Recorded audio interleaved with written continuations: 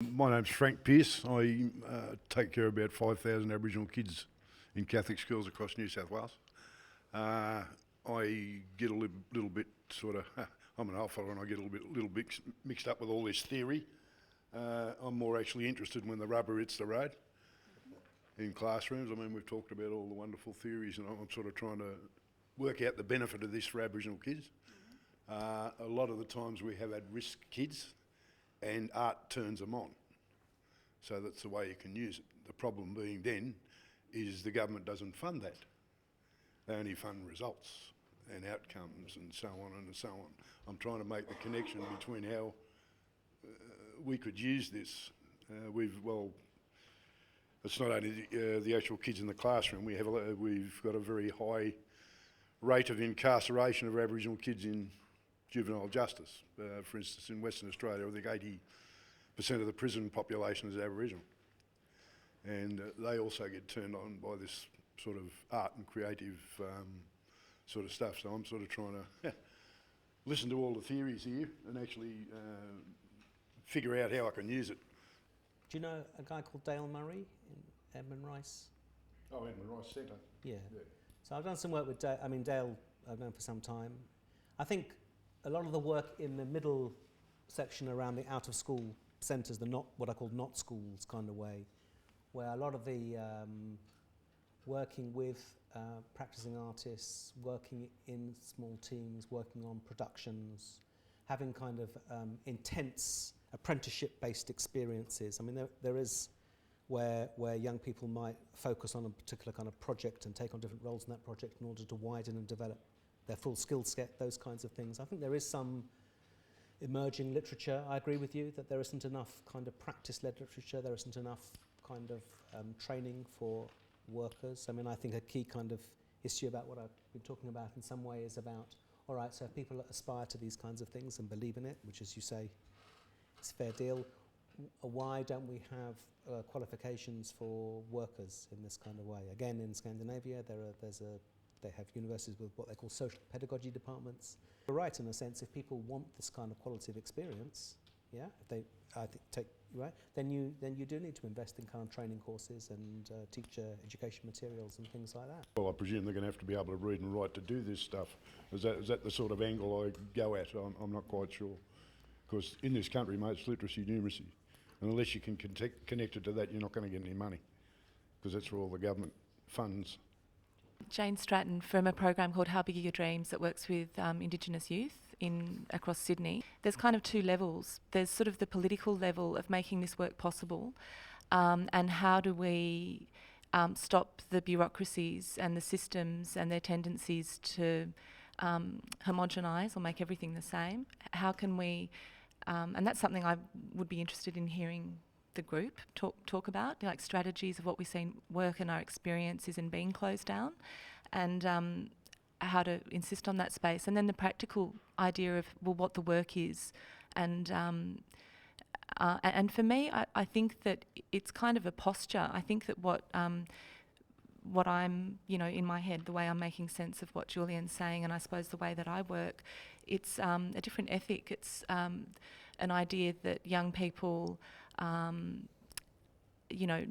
what they need to know. Have the ability to guide and influence the course of what they're experiencing, rather than saying, I know, and I'm the exclusive holder of what you... it's just a different way of doing education. And I think that you're right, Frank, in saying that Aboriginal kids, but lots of kids, have that creativity, and perhaps the shift is in us, that we need to know how to make space for that and how to trust it. So that was what I was thinking in response to what Simon asked earlier as well, that maybe it's not so much of show me the manual, but how can I imagine, how can we do this together? That's for me at the heart of this. I work in poetry education for the Red Room Company. I absolutely take on board Frank's comment about having to make literacy and numeracy at the fore. So in a culture where poetry is not part of popular culture, we have to sell poetry as being something that provides opportunities for students to develop literacy, which it certainly does. And we have experiences where students who can't cope with a longer, complex text like a novel can actually write a few lines of poetry that are very good and enjoy the experience. But I think that there is very much a culture within getting into schools and getting to work with kids where we have to dress up what we do to satisfy particular outcomes. And at the moment, I'm quite happy to do that, because then when I get in, I get to do the other things as well. But there's a certain amount of window dressing that I think is happening. I had a question for you, Julian, because I was really interested to hear about teacher education and the impact upon teachers. So I work in a program where frequently we're told that the teachers who take on an arts partnership are creative practitioners themselves. They're very creative teachers. So to an extent, we're preaching to the converted. And I'm just wondering to what extent in the United Kingdom, perhaps, there was the opportunity for arts partnerships to transform the practice of teachers who perhaps weren't at the highest level, or to what extent it perhaps shaped teacher education. At an institutional level, that was limited. I mean, creative partnerships took a decision to invest in direct delivery, right, activities. It didn't take a decision, for example, which it could have done, to invest in teacher training or community youth workers. I mean, there are other programs helping community workers work in the arts, or arts workers work in the community. It took the decision it took for a variety of reasons, which I won't bore you with. Whether that's the best way of building sustainability is a good kind of question in that one. Each school worked with the visitor, if you see what I mean, and whether they just said, oh, here's somebody else coming, I can go and sit at the back now and do my knitting or whatever, you know what I mean? That happened, sure, in which case nobody learnt anything. Right?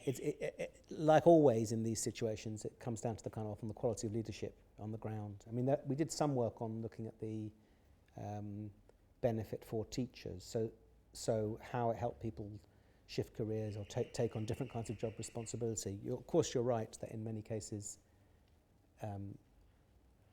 the door is opened in the first instance by people who are already kind of on side, so in some senses the impact is limited. And again, I personally would prefer to see more stringent kind of ways of introducing these initiatives. So you don't just take kids away and do something nice with them, if you see what I mean, which is nice, but actually you're not really then embedding the project. You're not really forcing teachers, or educating teachers to kind of take on board these kind of situations in that way. And similarly in the youth situations, people are very good at kind of engaging youth. Frank suggested in that kind of way. What they're not so good at is knowing how to take experiences and then build on those progressively to support the young people's individual learning in that kind of way. Because I think it's interesting too that we respect young people and people who are in a learning situation as being as innately creative, yet then in a teaching context we can say, okay, well you aren't the creative ones, the teachers, we're going to bring in the expert. I think some people make some very good. When you introduce creative practitioners into a situation like a school, you could argue that actually it's kind of entirely counterproductive, that you're kind of effectively diminishing the responsibility and creativity of the teachers who are already there. There's nothing inherent in any of these things. It's about how well they're kind of managed, and that's to do with how informed and intelligent people are and how well they take charge of the opportunity. The thing that, Julian, that you said that, you know, I put asterisks all around was the idea of, and I suppose I'm going back to, you know, asking the group, maybe we could have a broader discussion. How do we foster a different public language about the value of this? Because we know the work is doing things other than we're being funded, you know, like the story of what we're doing and why the people we're working with, why it matters to them, is not the story that DEWA or whoever understands. So is it possible, like, can we, what might that conversation look like, and which systems might we need to influence and how? I mean, that's what I'm really interested in asking. Can I just say quickly, there are no politicians here, are there? Or people who are making the policies. So Fiona Demas heard from the Yo-Yo program. We run a program for young people who leave school before year 10. We work in an area of diminishing funds. You know, budgets are cut each year. We are measured totally on the number of people that complete a year 10 level. The organisations don't value creative education. Funding isn't available for it. We work in a very creative way.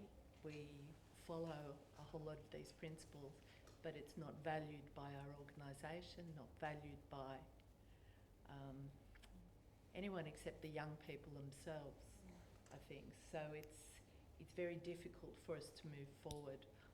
I actually am within a government organisation, so a TAFE college, and we're then even more restricted to being able to be part of many programs. How do we get politicians and policymakers not just to see value but to invest in something that is going to give us long-term opportunities, not the quick fixes? In England, that you get phases of where the sense of what is neglected and not counted becomes so loud that they have to kind of pay attention to it. Okay, so so you always have, and this is not a kind of Lovey's. Do you use that phrase here? The art establishment kind of love. The Loveys always have a big kind of, will always get a bit of press because they're the Kate Blanchetts of this world, or that's not fair on poor old Kate, I'm sure. But you know what I mean? Those people will always get, because they're celebrities, they'll always get coverage. And politics is used to kind of managing the Lovey squeaking or squawking or whatever they get up to, because that's kind of, they're celebrities and that's what they do. But it's like the pressure will build, okay, where if too many young people aren't doing so well, if there is disaffection, if there's rioting, it always helps. If there's excessive kind of corporate, monolithic, kind of compression, then the pressure builds, and parents will, parents and communities. That's when funnily enough, it builds the pressure, and therefore other voices. But that's a job for the Dusseldorps. I hope that we will actually be able to continue to have this conversation. I do think we are at a particular point in time where, even though we've got a very closed down, reductive kind of national curriculum happening, perhaps for that very reason, we actually have a renewed interest in creativity, in the arts and its relationship to creativity, and in what can happen. And in fact, there are so many arts organisations, philanthropic organisations, not-for-profit, etc., who are actually demonstrating the incredible importance of creative learning. We do have to get more politically savvy, there is no question. And I just think this kind of opportunity gives us a chance to begin the conversation, but we actually have to continue it. We have to find a forum to get together as a group, as a more critical mass, because we're all singing the same tune. And the actual outcomes, and I hate that word, but for young people, they're long-term, they're life chance outcomes. The actual things that are happening are amazing. But we're not telling that story loud and clear. We're allowing the My School story and the NAPLAN story to dominate the media. And unless we take responsibility to do something about that, it is our fault. So I'd really like to thank Julian very much for starting us again. I'd like to thank Dusseldorp very much. I think we might need to go beyond today if we really are serious about taking the conversation where it needs to be heard. Could we thank Julian?